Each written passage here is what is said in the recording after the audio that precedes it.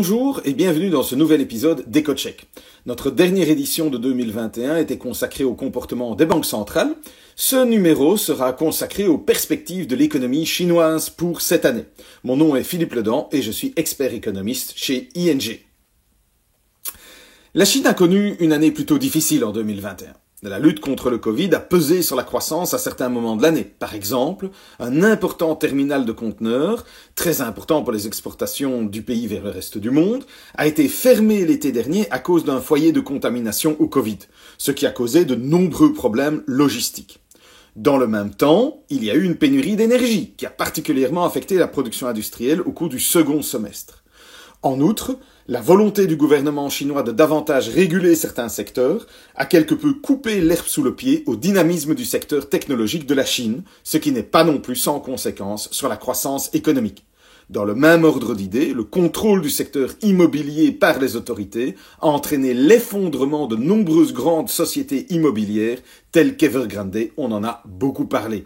Cela a eu une incidence aussi sur le secteur de la construction qui est très important pour l'économie chinoise. En conséquence, la croissance économique a considérablement ralenti au cours du second semestre. Que sera alors l'année 2022 ? Les Jeux olympiques d'hiver à Pékin sont tout proches et le gouvernement chinois ne veut donc prendre aucun risque par rapport au Covid. Les 13 millions d'habitants de Xi'an, une ville située dans la région centrale de la Chine, ont dû se confiner. Les conséquences économiques ont été limitées jusqu'à présent, la ville étant plus une destination touristique qu'un centre de production. Mais un tel verrouillage n'est évidemment pas sans conséquences. La menace Omicron devrait également entraîner des restrictions de voyage lors du prochain Nouvel An chinois en février.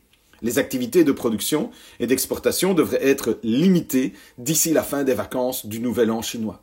Mais ça, là, c'est un phénomène normal à cette époque de l'année. La question est de savoir ce qu'il se passera après.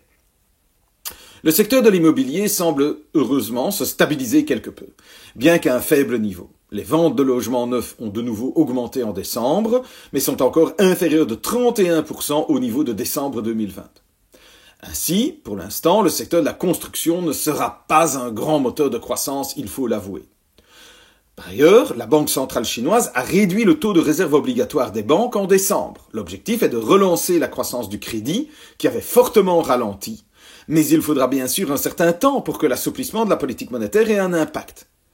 Enfin, il semble également probable que le gouvernement chinois introduise de nouvelles mesures de relance budgétaire dans le courant de l'année, ce qui pourrait renforcer la croissance au second semestre.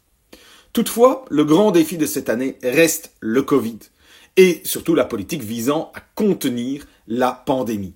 Contrairement à la plupart des pays occidentaux, la Chine a une politique de zéro Covid. Concrètement, cela signifie qu'au moindre cas de Covid, des mesures d'envergure sont prises immédiatement. Une petite anecdote illustre parfaitement ce propos. Fin octobre de l'année dernière, une femme a été testée positive au Covid.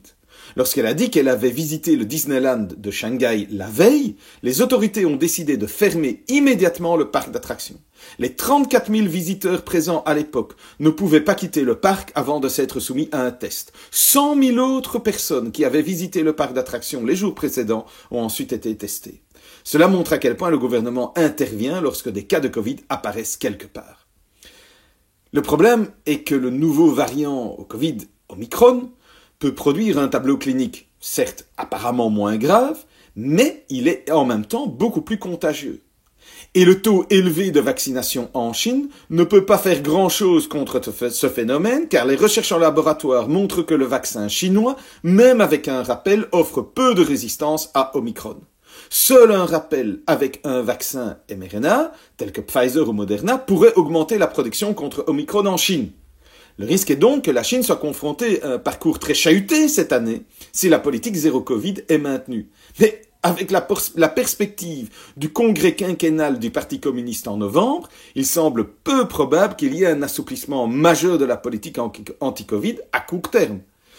Après tout, on ne peut pas se permettre une flambée de la pandémie à l'approche de cette réunion super importante. Mais cela signifie également que le modèle de croissance économique pourrait être un peu plus chahuté, voire erratique.